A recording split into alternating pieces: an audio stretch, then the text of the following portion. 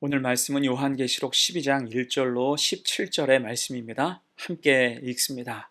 하늘에 큰 이적이 보이니 해를 옷 입은 한 여자가 있는데 그 발 아래에는 달이 있고 그 머리에는 12별의 관을 썼더라. 이 여자가 아이를 베어 해산하게 되매 아파서 애를 쓰며 부르짖더라. 하늘에 또 다른 이적이 보이니 보라, 한 큰 붉은 용이 있어 머리가 7이요 뿔이 10이라. 그 여러 머리에 7왕관이 있는데 그 꼬리가 하늘의 별 3분의 1을 끌어다가 땅에 던지더라. 용이 해산하려는 여자 앞에서 그가 해산하면 그 아이를 삼키고자 하더니 여자가 아들을 낳으니 이는 장차 철장으로 만국을 다스릴 남자라. 그 아이를 하나님 앞과 그 보좌 앞으로 올려가더라. 그 여자가 광야로 도망하매 거기서 1260일 동안 그를 양육하기 위하여 하나님께서 예비하신 곳이 있더라. 하늘에 전쟁이 있으니 미가엘과 그의 사자들이 용과 더불어 싸울세. 용과 그의 사자들도 싸우나 이기지 못하여 다시 하늘에서 그들이 있을 곳을 얻지 못한지라. 큰 용이 내쫓기니 옛뱀 곧 마귀라고도 하고 사탄이라고도 하며 온 천하를 꿰는 자라. 그가 땅으로 내쫓기니 그의 사자들도 그와 함께 내쫓기니라. 내가 또 들으니 하늘에 큰 음성이 있어 이르되 이제 우리 하나님의 구원과 능력과 나라와 또 그의 그리스도의 권세가 나타났으니 우리 형제들을 참소하던 자 곧 우리 하나님 앞에서 밤낮 참소하던 자가 쫓겨났고 또 우리 형제들이 어린 양의 피와 자기들이 증언하는 말씀으로써 그를 이겼으니 그들은 죽기까지 자기들의 생명을 아끼지 아니하였도다. 그러므로 하늘과 그 가운데에 거하는 자들은 즐거워하라. 그러나 땅과 바다는 화 있을진저 이는 마귀가 자기의 때가 얼마 남지 않은 줄을 알므로 크게 분내어 너희에게 내려갔음이라 하더라. 용이 자기가 땅으로 내쫓긴 것을 보고 남자를 낳은 여자를 박해하는지라. 그 여자가 큰 독수리의 두 날개를 받아 광야 자기 곳으로 날아가 거기서 그 뱀의 낯을 피하여 한 떼와 두 떼와 반 떼를 양육받음에 여자의 뒤에서 뱀이 그 입으로 물을 강같이 토하여 여자를 물에 떠내려가게 하려 하되 땅이 여자를 도와 그 입을 벌려 용의 입에서 토한 강물을 삼키니 용이 여자에게 분노하여 돌아가서 그 여자의 남은 자손 곧 하나님의 계명을 지키며 예수의 증거를 가진 자들과 더불어 싸우려고 바다 모래 위에 서 있더라. 영적 전쟁의 그림이란 제목으로 말씀 증거합니다. 이제 요한계시록 강의도 거의 절반을 넘겼습니다. 지금껏 우리가 여러 이야기를 들었죠. 이 중에서 요한계시록 설교에 있어서 가장 많이 다루는 주제는 단연 7교회에게 주신 서신일 것입니다. 그것은 다른 주제에 비해서 명확하고 해석과 적용이 쉽기 때문이에요. 대신 요한계시록에는 문자적으로 해석하기가 쉽지 않은 말씀도 많습니다. 예를 들면 오늘 본문 12장에 등장하는 여자와 용 이야기가 그렇습니다. 이것은 문자 자체로 해석하기가 불가능하죠. 이를테면 4절에서 그 꼬리가 하늘에 별 3분의 1을 끌어다가 땅에 던지더라. 자, 이 내용을 어떻게 문자의 의미로만 해석할 수가 있을까요? 상상의 동물인 용이 자기 꼬리로 하늘의 별 3분의 1을 실제로 끌어다가 땅에 던지겠습니까? 곧 이것은 문자가 아니라 상징으로 해석해야 하는 것입니다. 그래서 요한계시록을 해석할 때는 분별이 중요하죠. 어디부터가 문자이고 어디까지가 상징인가? 그 적절한 해석이 무엇인가 잘 분별하고 살펴야 하는 거예요. 이에 우리는 이 계시가 우리에게 온 과정을 먼저 기억해야 합니다. 요한계시록은 요한의 계시가 아니라 1장 1절에서 언급하듯이 예수 그리스도의 계시입니다. 곧 예수님은 천사를 통해서 사도 요한에게 계시를 주셨어요.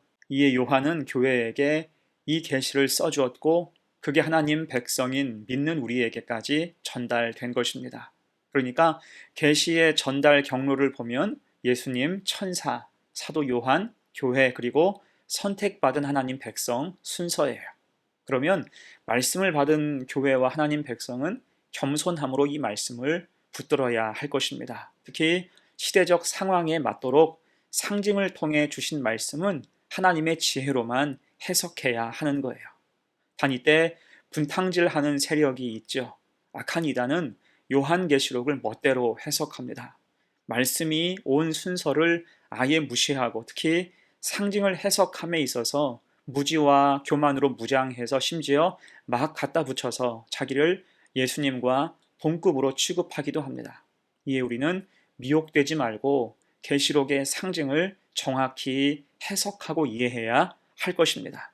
그런 의미에서 오늘 본문은 상징으로 가득한 말씀, 영적 전쟁, 여자와 용에 관한 내용이에요. 먼저 1절과 2절 봅니다. 하늘에 큰 이적이 보이니 해를 옷 입은 한 여자가 있는데 그 발 아래에는 달이 있고 그 머리에는 12별의 관을 썼더라.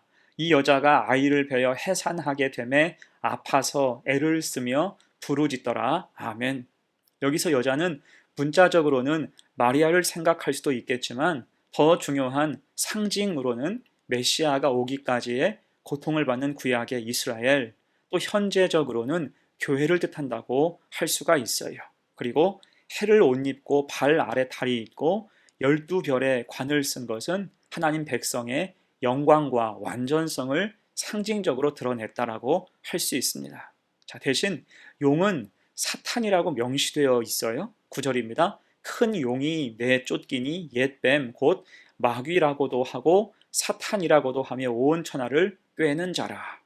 용은 상징적인 생물인데 성경은 구체적으로 용을 사탄으로 명시하고 있습니다. 이에 사탄, 악한 마귀는 하나님을 대적하고 그 권위에 도전하죠. 심지어 여자가 낳을 아이 곧 메시아이신 예수 그리스도를 제거하려고도 했습니다. 5절을 보면 여자가 아들을 낳으니 이는 장차 철장으로 만국을 다스릴 남자라. 그 아이를 하나님 앞과 그 보좌 앞으로 올려가더라 라고 말씀합니다. 이것은 예수 그리스도의 탄생과 승천을 가리키는 말씀이죠. 자, 이때 여자는 광야로 도망치게 돼요. 6절입니다. 그 여자가 광야로 도망함에 거기서 1260일 동안 그를 양육하기 위하여 하나님께서 예비하신 곳이 있더라. 아멘. 여자는 도망했고 거기서 하나님은 여자를 보호하사 예비하신 곳에 머물게 하셨습니다. 곧 악한 마귀는 호시탐탐 성도와 교회를 노린다는 거예요. 대신 두려워할 필요가 없습니다. 왜냐하면 하나님이 지키시고 보호하셔서 예비하신 곳에 머물게 하시기 때문이에요. 자, 그 사이에 하늘에서 전쟁이 있었습니다. 7절과 8절 하늘에 전쟁이 있으니 미가엘과 그의 사자들이 용과 더불어 싸울세 용과 그 사자들도 싸우나 이기지 못하여 다시 하늘에서 그들이 있을 곳을 얻지 못한지라. 여기서 미가엘은 하나님의 천사장, 하나님의 군대를 가리킵니다. 그들은 크게 승리했죠. 결국 전쟁에서 패배한 용은 땅으로 내쫓기게 됐습니다. 그러자 이 땅에 와서 길길이 날뛰고 화풀이 하는 거예요. 12절, 13절 말씀. 그러므로 하늘과 그 가운데 거하는 자들은 즐거워하라. 그러나 땅과 바다는 화 있을진저 이는 마귀가 자기의 때가 얼마 남지 않은 줄을 알므로 크게 분내어 너희에게 내려갔음이라 하더라. 용이 자기가 땅으로 내쫓긴 것을 보고 남자를 낳은 여자를 박해하는지라. 아멘.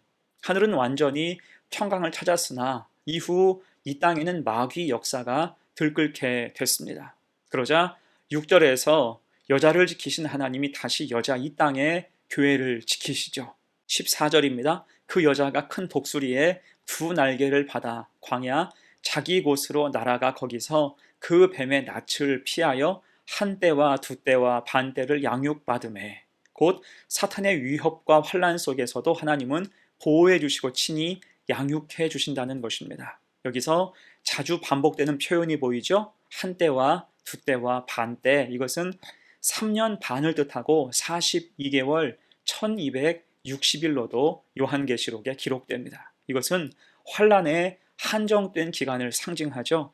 환란을 피하게 하시는 하나님의 은혜를 뜻하기도 합니다. 자, 그럼에도 사탄은 분투해요. 계속 교회와 성도를 공격하고 밀어붙입니다. 15절에서 물을 강같이 토하여 여자를 물에 떠내려가게 하려 하되 압도적으로 공격한다는 뜻이에요. 하지만 다시 하나님은 16절에서 땅이 여자를 도와 그 입을 벌려 용의 입에서 토한 강물을 삼키니 그 악한 계획을 모두 막으시고 능히 도우신다는 뜻입니다. 자, 하지만 17절 용은 다시 공격을 준비해요. 17절 봅니다. 용이 여자에게 분노하여 돌아가서 그 여자의 남은 자손 곧 하나님의 계명을 지키며 예수의 증거를 가진 자들과 더불어 싸우려고 바다 모래 위에 서 있더라. 악한 마귀도 지금 전력을 다한다는 것입니다. 그들은 하나님의 권능 앞에서 그 계획이 좌절되어도 굴하지 않고 다시 교회와 성도를 노린다는 거예요. 이게 이 땅이 여전히 혼란한 이유이며 교회와 성도가 종종 시험에 들고 갈등에 빠지는 근본적인 원인일 것입니다. 악한 마귀는 꾸준히 더불어 싸우려고 바다 모래 위에 서 있더라. 그들은 틈틈이 전열을 정비하고 반격을 준비하기 때문입니다. 하지만 다시 덤벼도 우리가 믿음으로 온전히 무장해 있다면 결코 지지 않습니다. 왜요? 이기게 하시는 분은 오직 하나님이시기 때문이고 하나님이 우리와 함께 하시기 때문입니다. 자, 이제 오늘 말씀을 마무리하면서 이 말씀은 영적 전쟁의 큰 지도와도 같습니다. 그림상으로는 여자와 용의 환상이지만 그 속에 예수 그리스도의 스토리가 있고 구약의 교회가 신약의 교회로 변모하는 과정도 엿볼 수 있으며 교회의 본질과 교회가 분투해야 하는 이유도 설명하고 있습니다. 특히 큰 용이자 옛 뱀인 악한 마귀를 대적할 분명한 이유를 말씀하고 있어요. 하늘에서 패배한 악한 마귀는 이 땅의 교회를 공략하기에 적극적입니다. 다만 그들은 이미 십자가 앞에서 패했고 쫓겨난 상태지요. 이에 마지막까지 발악하며 하나님의 계명을 지키며 예수님의 증인으로 살아가고자 하는 교회와 성도를 도발하고자 하는 것입니다. 이에 우리는 방심하지 말고 믿음으로 끝까지 싸워야 할 것입니다. 하나님은 우리의 모든 순간을 동행하시며 이기게 하시기 때문이에요. 그렇게 하나님의 도우심을 바라며 믿음으로 대적하면서 선한 싸움을 싸우고 달려갈 길을 마치고 믿음을 지킬 때 의의 면류관, 생명의 면류관을 얻는 복된 성도가 되시기를 간절히 축원합니다. 아멘. 함께 기도합니다.